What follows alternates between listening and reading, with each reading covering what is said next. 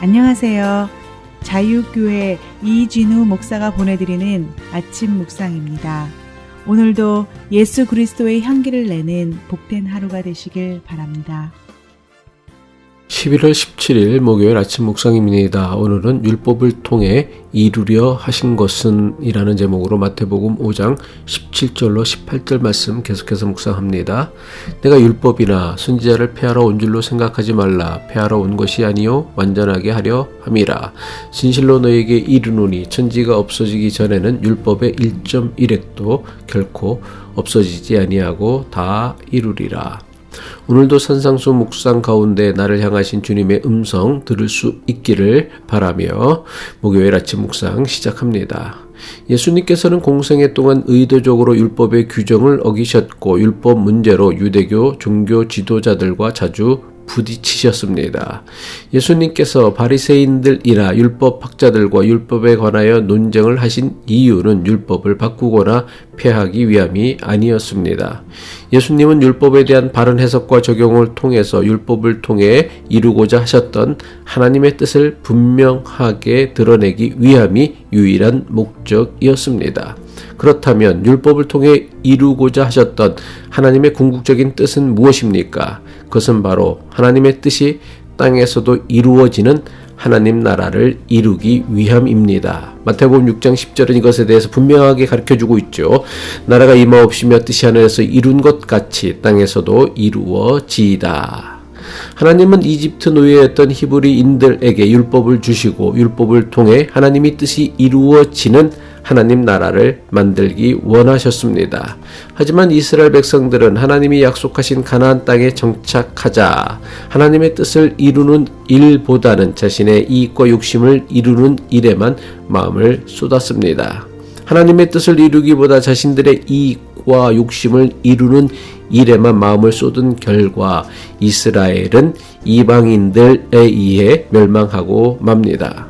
하나님께서 율법을 통해 하나님 나라를 만들기 원하신 것처럼 예수님을 통해 주신 복음을 통해 하나님 나라를 만들기 원하십니다. 따라서 율법과 복음은 서로 반대되는 개념이 아니라 서로를 보완하고 도와서 하나님 나라를 완성하는 도구입니다.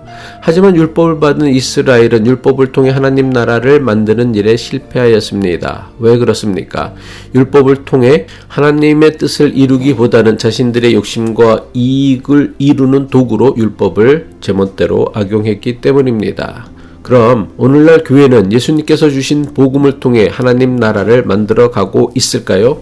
아니요, 그렇지 않은 것 같습니다. 교회는 구약시대 이스라엘의 실수와 실패를 그대로 반복하고 있습니다. 예수님께서 주신 복음을 통해 하나님의 뜻을 이루기보다는 종교를 이용하여 자신들의 욕심을 채우려는 경우가 훨씬 더 많은 것 같습니다.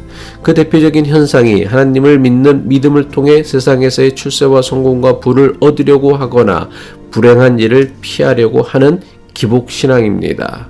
주일을 거룩히 구별하는 주일 성수를 통해 이루어야 하는 하나님의 뜻이 도대체 무엇입니까? 주일을 구별하는 믿음을 통해 내 인생의 주인은 하나님이시며 인간에게는 반드시 하나님께서 주시는 안식이 필요하다는 것을 깨닫고 고백하는 것입니다. 그런데 교인 중에는 교통사고가 난다든지 집안에 안 좋은 일이 생기기 때문에 주일 성수를 해야 한다고 생각하는 이들이 있습니다. 얼핏 이것은 하나님을 경외하는 믿음처럼 보입니다. 하지만 이런 믿음은 하나님을 세상의 우상들과 똑같은 수준으로 만들어버리는 신성모독의 죄를 범하는 것입니다. 또 다른 교인 중에는 주일을 거룩하게 지키는 정성으로 하나님께 복을 받으려는 마음에서 주일 성수를 하는 경우가 있습니다.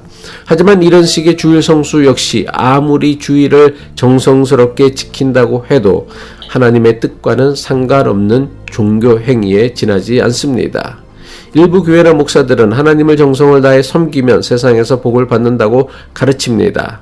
하지만 개인적으로 저는 이런 식의 신앙은 매우 위험한 신앙이라고 생각합니다. 지성이면 감천이라고 정성을 다해 하늘을 감동하게 하면 복을 준다는 생각은 샤머니즘에 가깝지 결코 기독교 신앙이라 할 수 없습니다. 물론 신앙을 통해 개인이 복을 받는 것도 중요하겠지만 하나님의 가장 중요한 관심은 하나님 나라에 있습니다. 하나님의 뜻은 개인의 이익이나 욕심이 아닌 모두의 유익을 위한 공의와 사랑과 공유를 실천하는 하나님 나라가 이루어지길 원하십니다.